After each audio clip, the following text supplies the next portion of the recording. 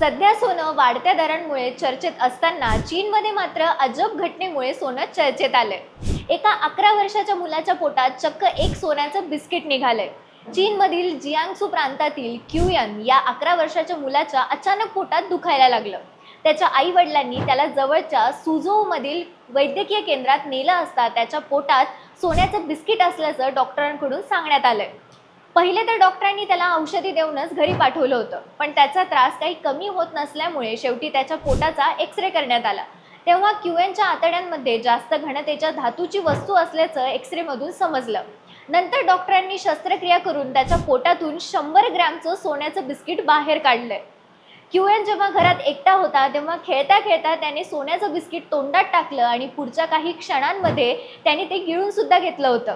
यातून तो आता सुखरूप बाहेर निघालाय, पण सोशल मीडियावर मात्र तो आता चर्चेचा विषय बनलाय।